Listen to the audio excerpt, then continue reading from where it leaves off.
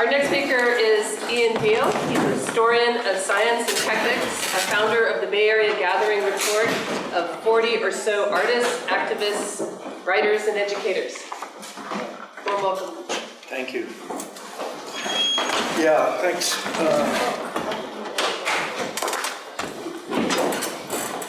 It's very good to be back. I'm honored to have been associated with the Mendocino Institute for many years now. Thanks to Cal for all his good work. And this is a very encouraging gathering. I'm charged with leading a roundtable on climate change, sea level rise, and earthquakes. I think I will start by saying something about catastrophism, and then focus in on maybe present what I regard as a few tools for thinking with, to pick up on Ignacio's comment last night as you move into the question of the restoration of the headlands. When I got to Berkeley in the mid-80s, and for many years I've worked in the Earth Sciences building, it was still the case that that when students came,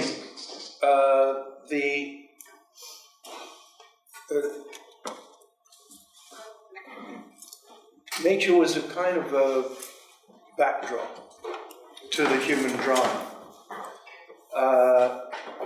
In that sense, Charles Lyell and Charles Darwin in the Western tradition, I'm not speaking now about indigenous traditions of geogony and its history, but Darwin and Lyell had become victorious. It was thought that in a sense, they'd overthrown the Christian view of the world, that we live in the ruins, in the rubble of a ruined and sinful world, and that the human drama will be played out over a rather limited period. Darwin knew that he had to have deep time in order for evolution to do its work. And he asked the best man at the time, how long do I have? Because in his own family Bible, he had, on the one hand, the Torah, the Genesis account, he had 5 days before humans arrived. And then in the Marginalium, the Archbishop of Cloyne and the Primate of all Ireland had estimated that the world began 4004 BC, rather strangely, sort of precise date. But a huge and interesting leap, displacing the real recency of the Earth. And Darwin, he went to Kelvin, who had done the calculations about it, the Earth as a cooling body. And he said, how long have we got? And Kelvin said, well, maybe 20 million, sort of 50 million years max. And that was not enough time. And Darwin brilliantly refused to throw away his theory for a fact, right? Wildly irresponsible to give up a decent theory for what was taken to be fact. Now we know that if he'd lived a few years longer, the problem was solved. To give deep time, the phenomenon of radioactivity from the mid-1890s was established, and then now we know that we're talking about billions of years.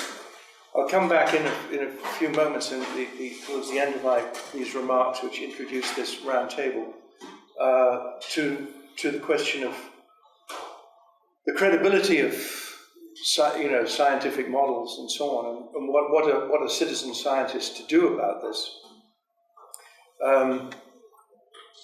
What was fascinating when I went to Copenhagen in 2009 for the COP15, when Obama and Clinton were flying in supposedly with money bags to give to the low-lying nations of the earth.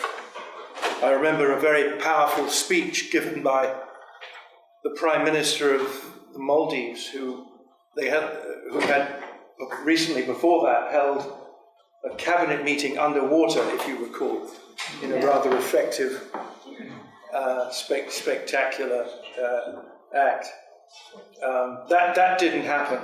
And there seems to be some kind of stasis, but nevertheless, we have moved back into a kind of a neo-catastrophist moment. And I think we can just start by saying that it is likely the case that the IPCC estimates tend typically to be underestimates because they take a lowest common denominator. And I remember being in a brown bag lunch at Berkeley, and the glaciologist in the department was presenting evidence that this very large lump of ice in the Antarctic is now melting entirely independently of atmospheric conditions.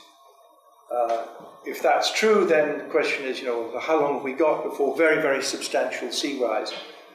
And Kurt Cuffey, in a typically and annoyingly scientific way, said, well, how long have we got? Somewhere between 60 and 600 years.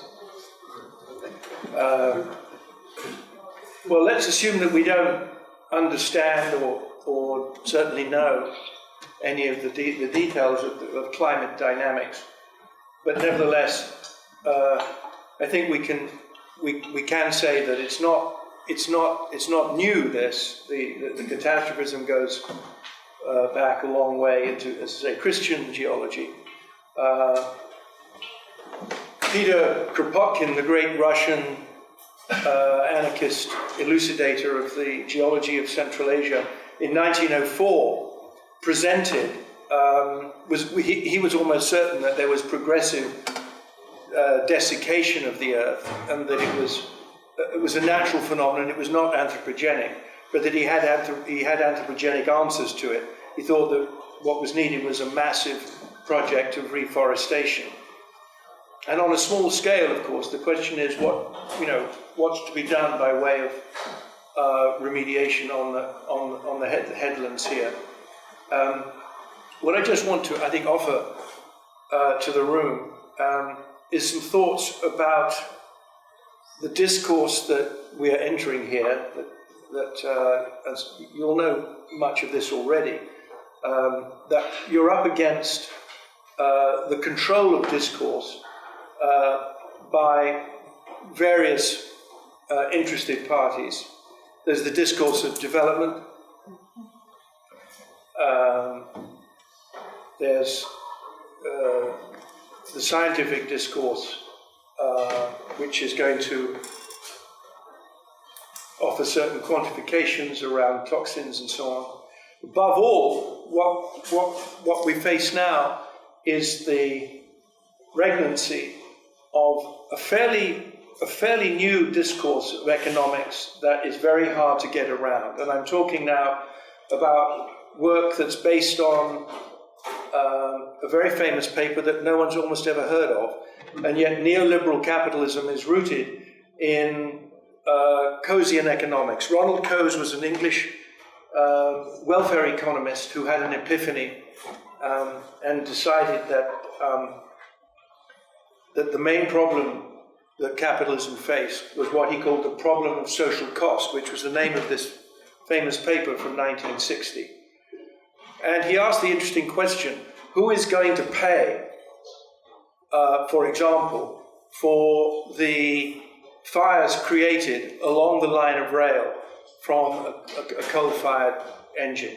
Who's going to pay? Should it be the farmer? Should it be the company? Should it be, it's an interesting question. And it gets us immediately to the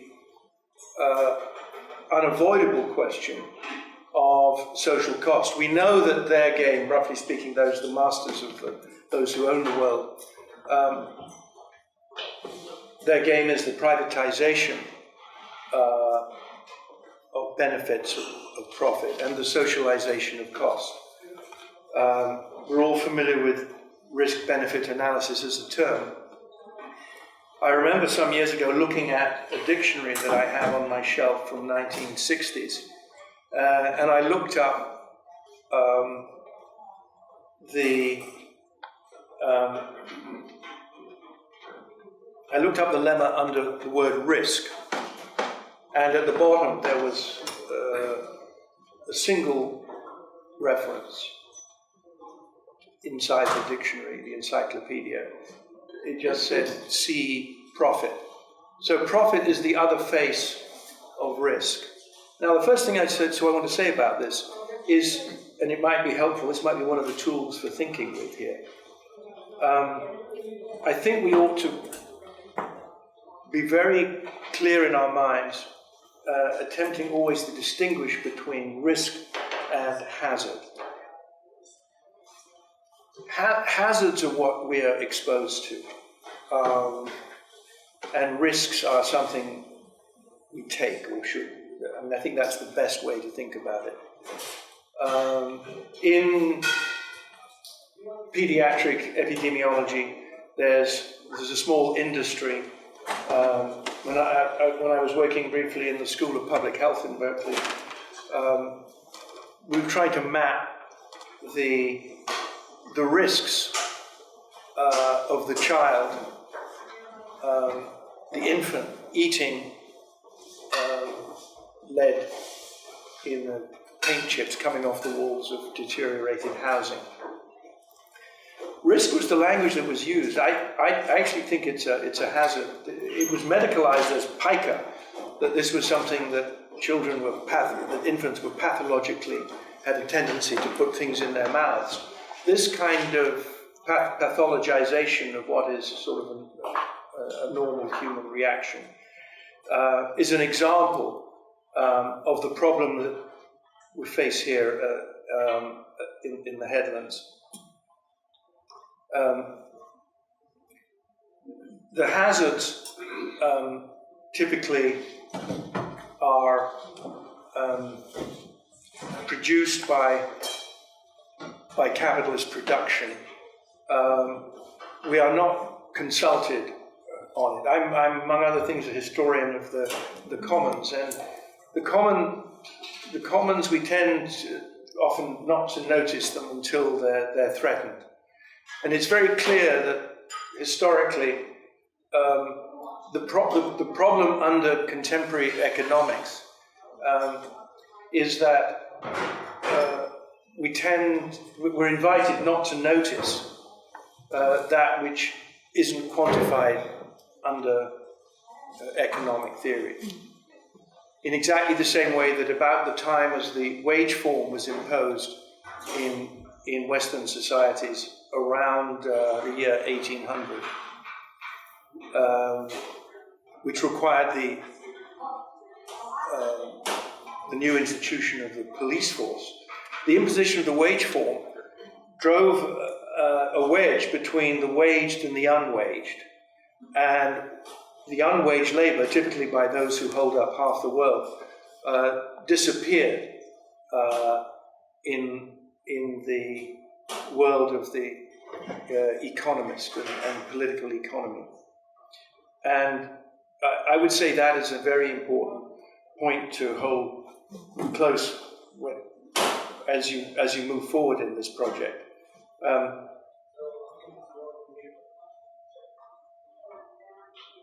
The depravity of the economic theory that we suffer under, and why I think it's going to be very hard in the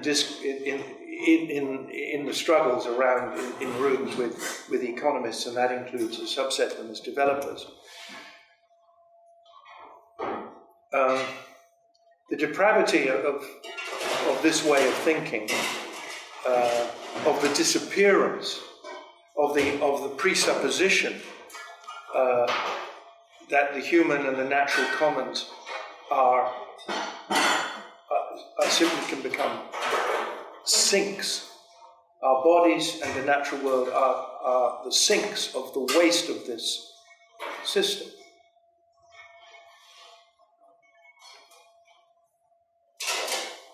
Some years ago, you might remember that there was a barge from Fresh Kills in Staten Island that was wandering around the Atlantic. Some of you might recall this.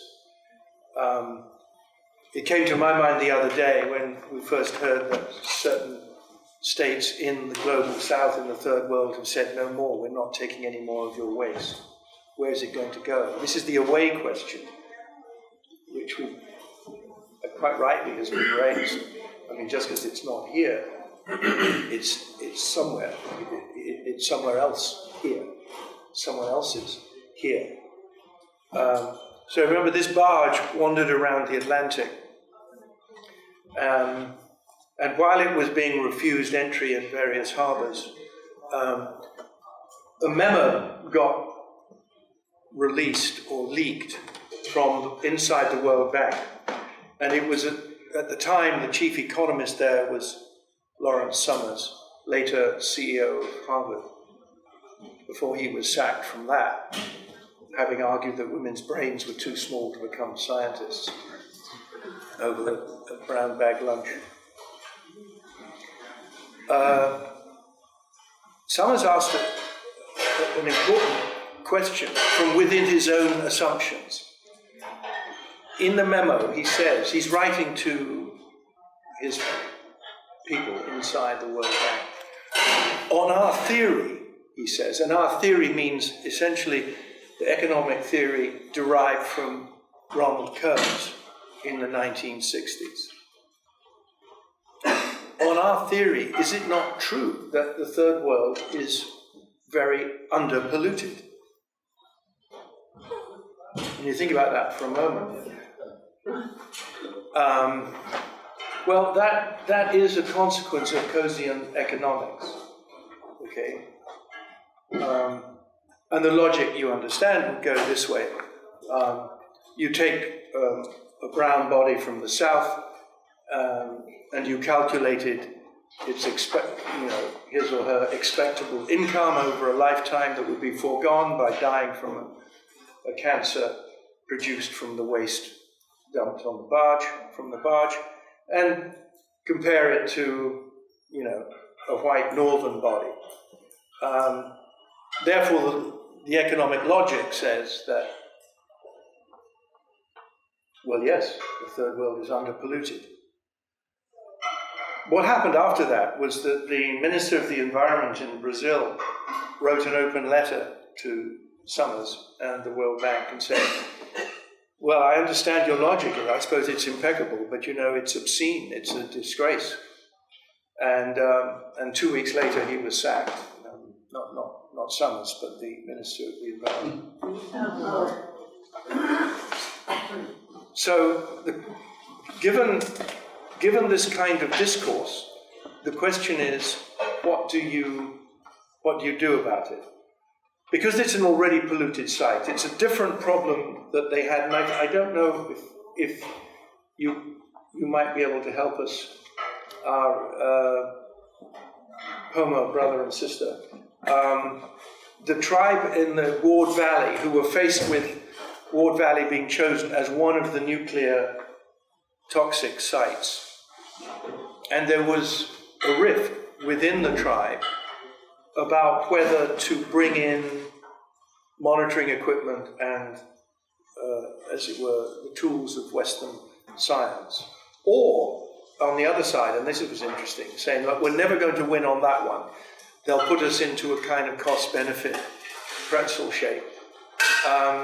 We just have to play the sacred land card, okay?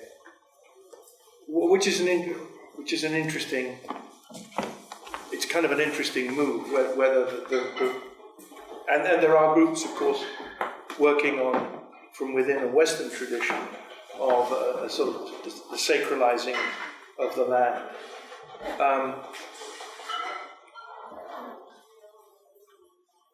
The cost of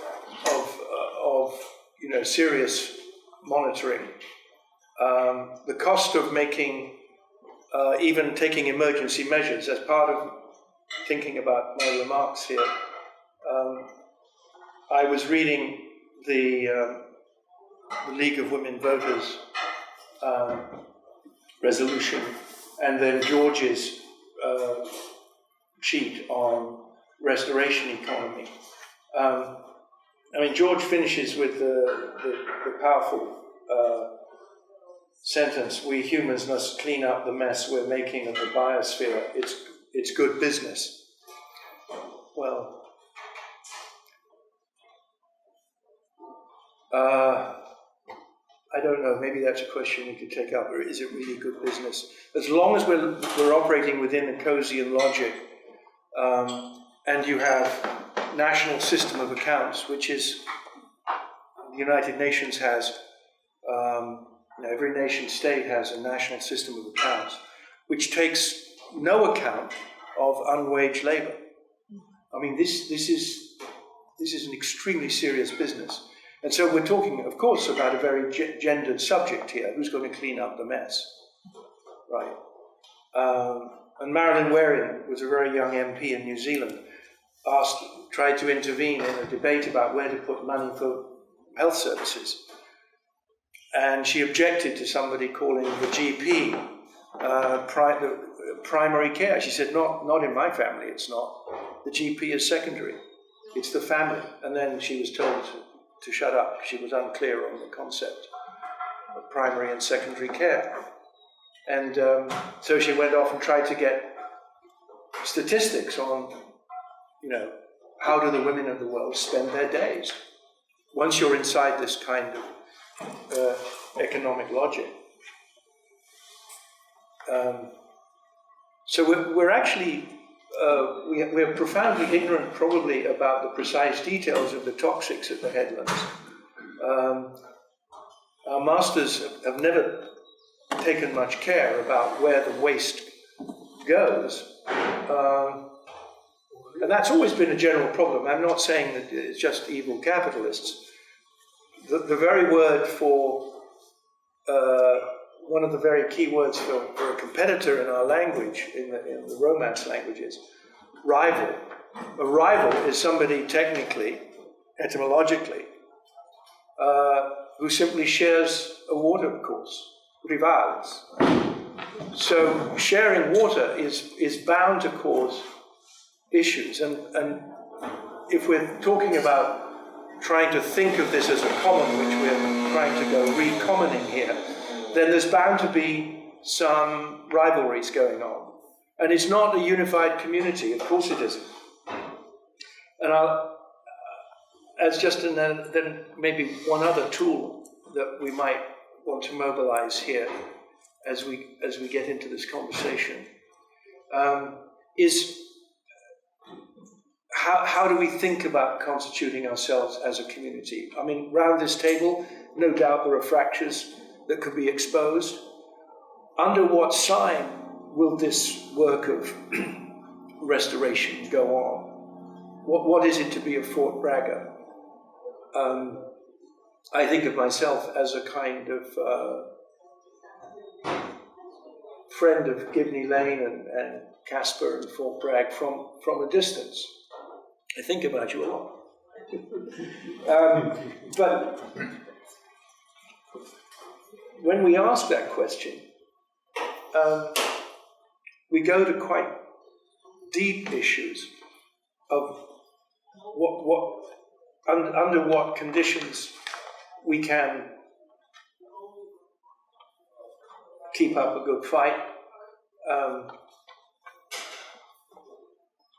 Right now, I'm in the middle of, with a couple of colleagues, writing a history of the last great global cigarette, which seems an odd project in a way. This is American Spirit, the Santa Fe Natural Tobacco Company. But among other things, it's an immensely toxic legacy, the legacy of tobacco, which is the most profitable botanical plant in human history, bar none, not even excluding cotton, sugar. It's very, very toxic. Half the fires on Earth are caused by cigarettes. We're up against very powerful corporations like you are, and they are bent on fracturing the community. I've come up with an idea of having to think about a word that would, and this to some extent applies here, I think, the class of all those who are wounded by technologies of various kinds. I mean, the paper and pulp industry is extremely toxic, and labor historians will give you interesting accounts of the dusty trades, and in that story is a question of self-consciousness or not. I mean, who recognizes themselves as a member of the class of those wounded by, and you can take any particular technology. Some of them are very clear. If you spend your life down a mine with black lung, then that produces a certain kind of solidarity. What are the conditions of solidarity in this struggle would be my question. Whether it's under the sign of, citizen scientist monitoring, residents of Fort Bragg, the generations to come who might be invited back to do good work on the headlands. That's a very interesting idea. It seems to me this question deserves serious consideration. Big Tobacco is right now trying to prevent us proposing that there's a class of those who are being damaged and killed by the smoke of those addicted to American spirit. They were able to disaggregate the class of all smokers in the big settlement of 1998, arguing that everyone's different. Everyone smokes for their own reasons. Okay? It's true that for every particular... I'm thinking of the injuriat, as it were, as the class of those for any particular technology. If we can talk about the Fort Bragg injuriat, who does that encompass going forward, historically? What reparations might be due? As I say, coal mining produces a certain kind of consciousness. Coal miners, when they organize, they tend to be Marxists. If you work in the open marble mines of Carrara, or you're a bookbinder, you tend to be anarchist. There are different forms of sociality, depending on the material conditions of the struggle.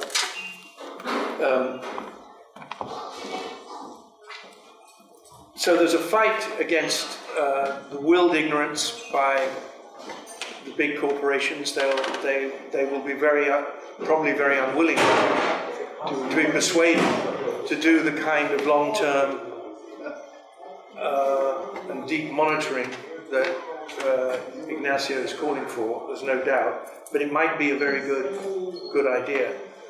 Above all, it seems to me that you have to, in this struggle, it is partly a question of numbers and bringing together different constituencies across various fracture lines, but that has to happen in certain places. I mean, we're in this room partly because of what was able to be done in a small community on the Casper Headlands here. My suggestion, partly, for one thing, would be is that meetings need to happen on the headlands themselves somehow. I don't know how you would do that. I mean, go to, these can be, in other words, a kind of a powerful symbolic gathering place. And maybe I'll just finish with a brief anecdote about that. How difficult it is to think ahead about, what would be the result of deciding to carve up the headlands and to put in different elements in some kind of mix, and what would that do to the community of Fort Bragg?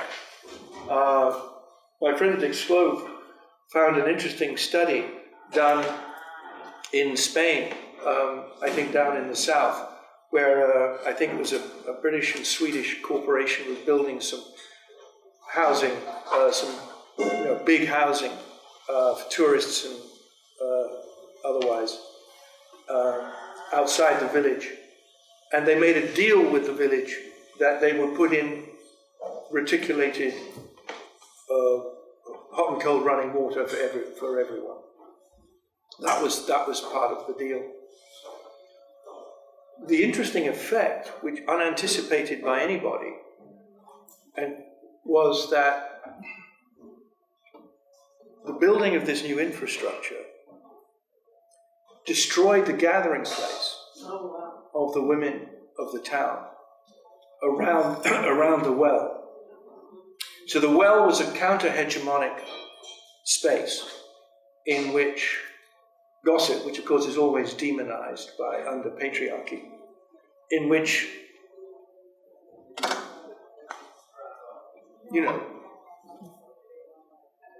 the things that needed to be discussed would be discussed. The dispersion into individualized, admittedly with water delivered, was unanticipated. But you can imagine the problem for anybody coming along and say, oh, by the way, no hot and cold running water for you. You stick by the well.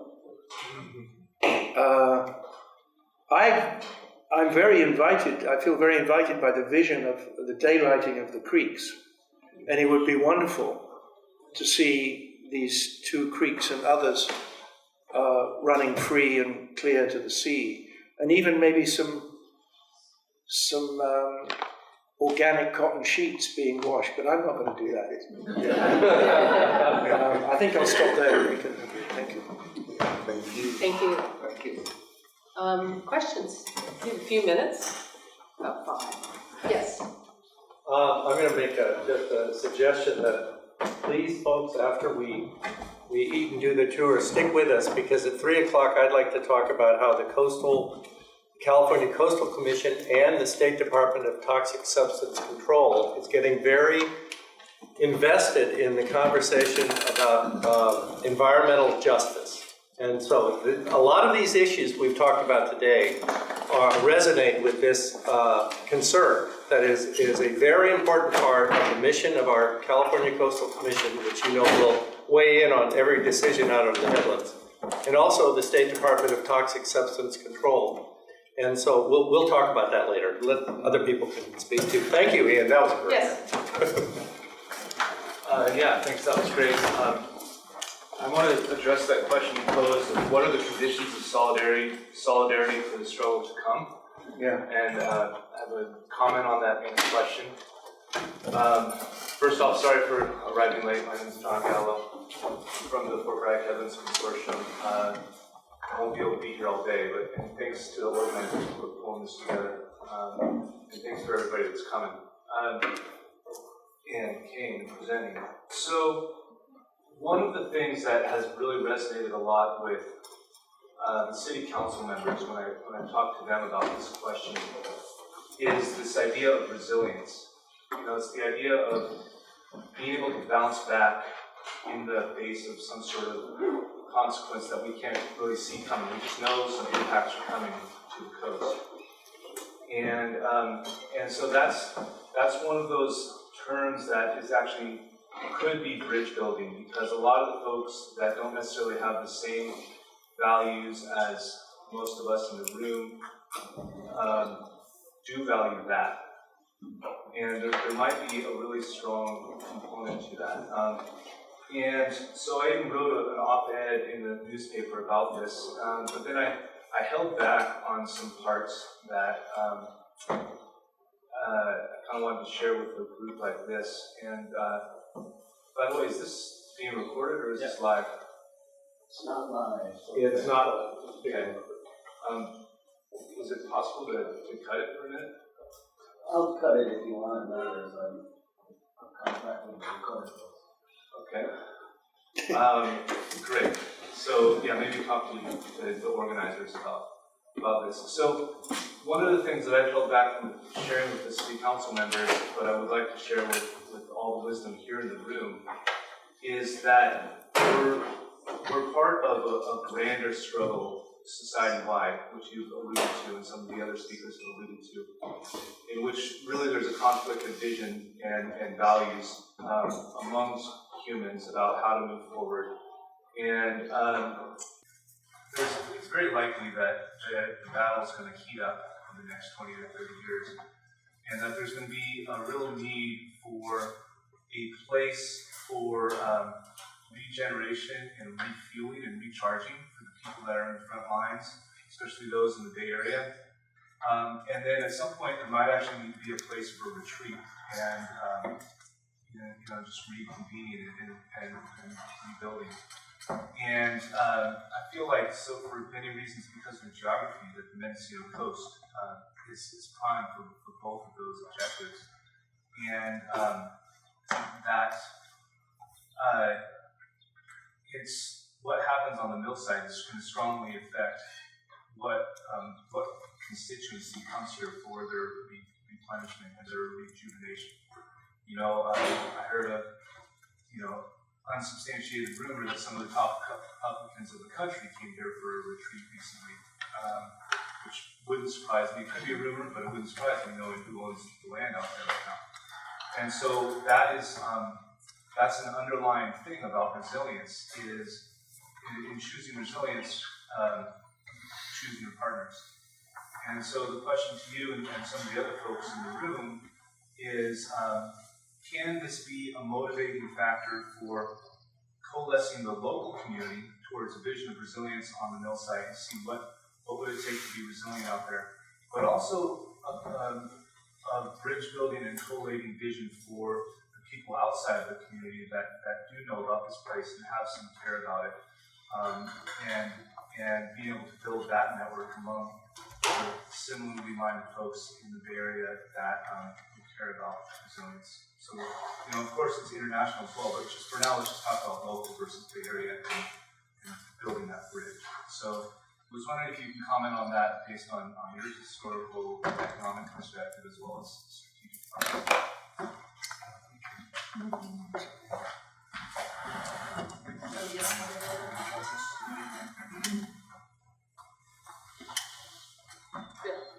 I follow up on John and partially answered his question, but opened it up to wild ideas, which I think is where we have a possibility of leading this, building this new infrastructure and answering that question.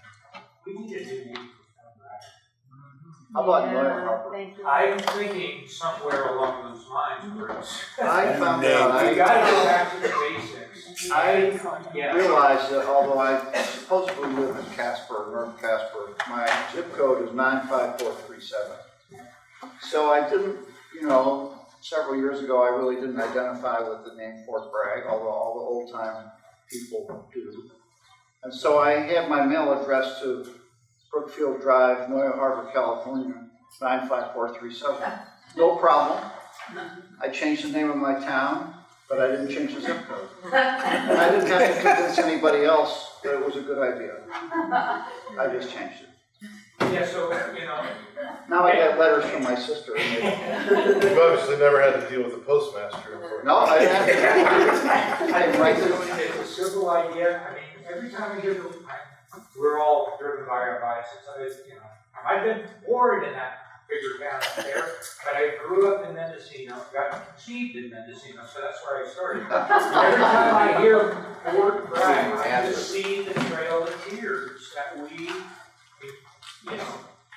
imposed upon the Native peoples here as we drove them over the hill to Round Valley and put warring factions of people, 7 tribes together, to work out their differences in a tiny little bowl of a valley. And as a fort, we're going to break down those walls. I think we need to start it again.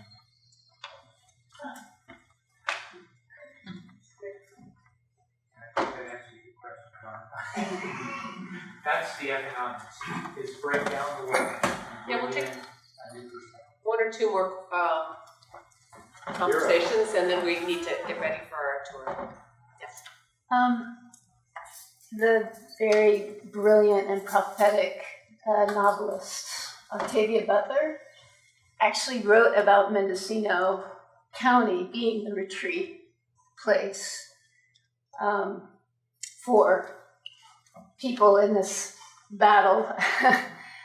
So I think that was a really astute observation and point to bring up. This issue of renaming.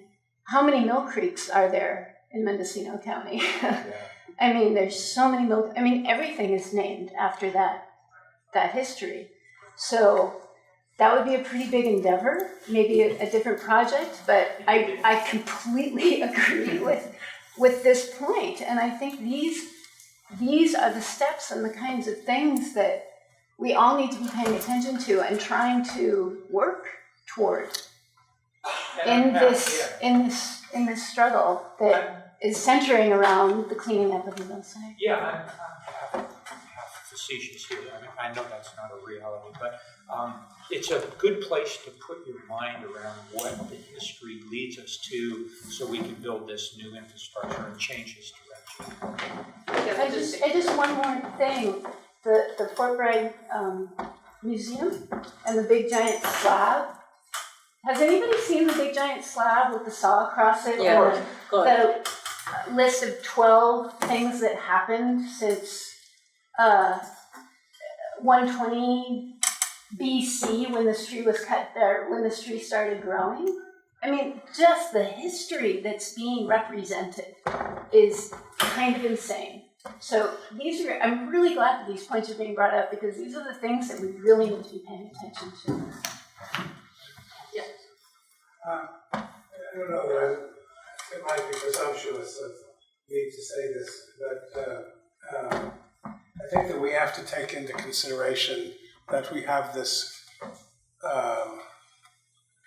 large, important part of our community, which is mostly silent in Fort Bragg. And of course, we were lucky that Araceli would come here and talk to us. But as we all know, we have what could soon be a majority of the community in Fort Bragg that's almost totally unrepresented in any of the institutions of the town and the committee. And it's not easy, as Araceli will tell us, to know just exactly what to do about this, but we really ought to be conscious of it always, and at every meeting we go to. And it doesn't have to mean beating up on anyone or whatever, or pointing fingers or being self-righteous, but we do need to be conscious, I think, of that really blatant situation.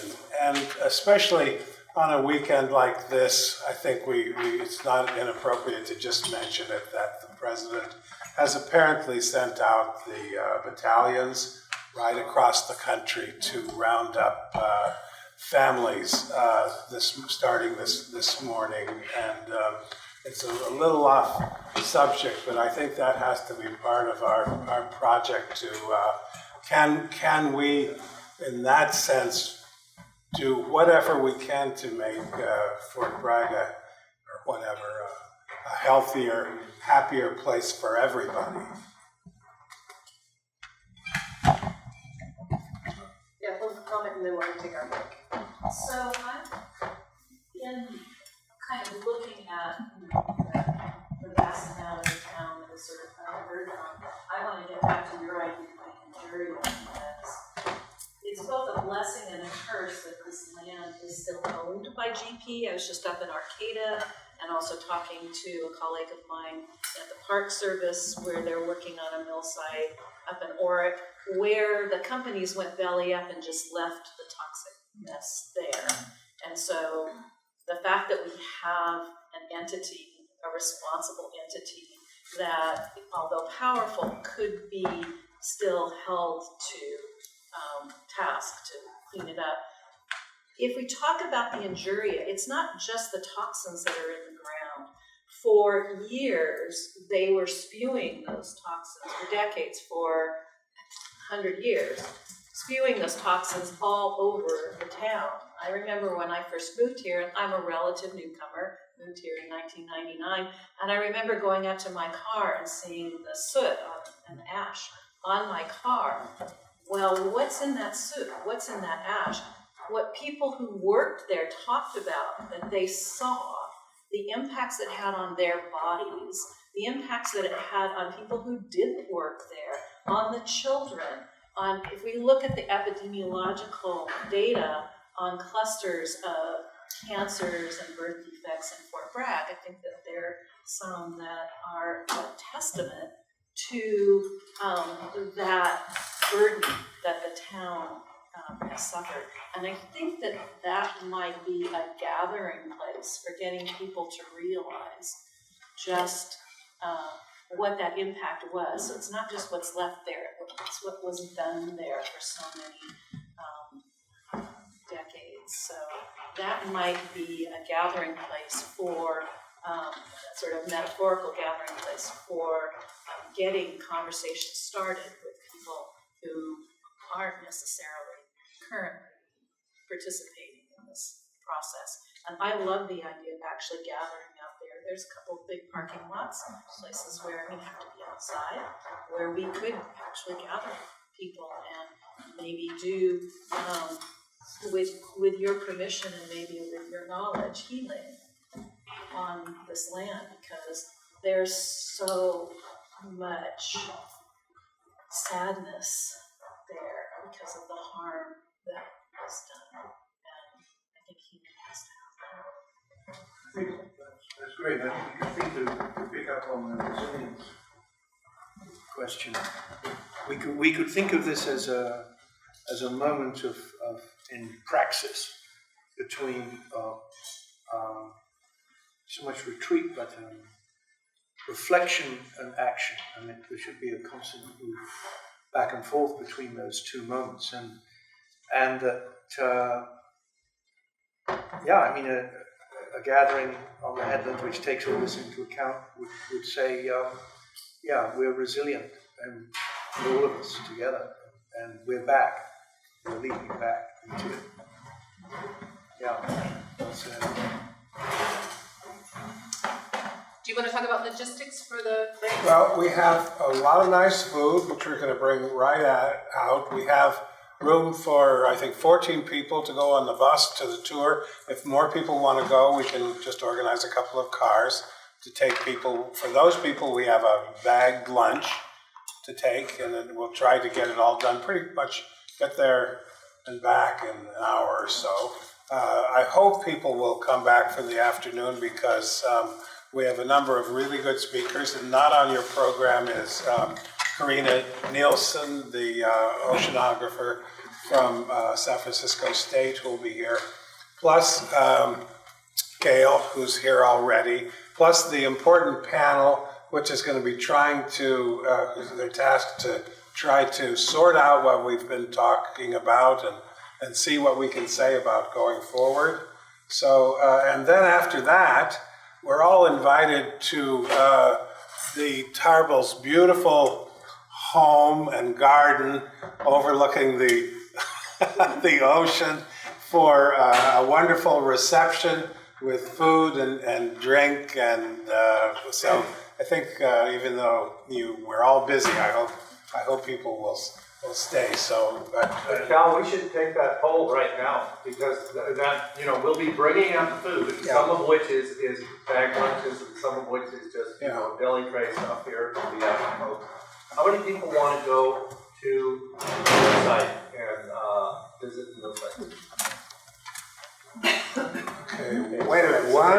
1, 2, 3, 4, 5, 6, 7, 8, 9, 10, 11, 12, 13, 14, 15, 16, 17, 18, 19, about 20. So Maybe an hour. 22. What? How long will it take? Well, we'll take it if we're well organized. We'll be up there in 15 minutes. Sure.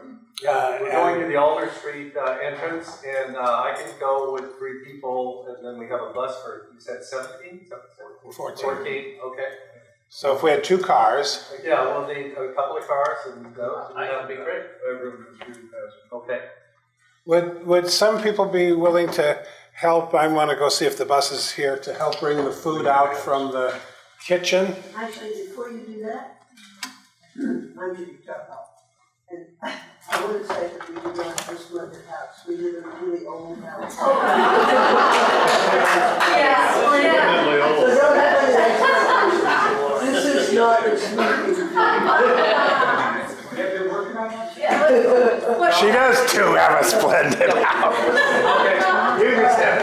Okay, well, one more thing. Wait, George, one more thing. Yeah. I would love to know how many people would like to come, just because we're gonna be hungry at the end of the day, and it would be I very wouldn't difficult. miss it. Would not miss it.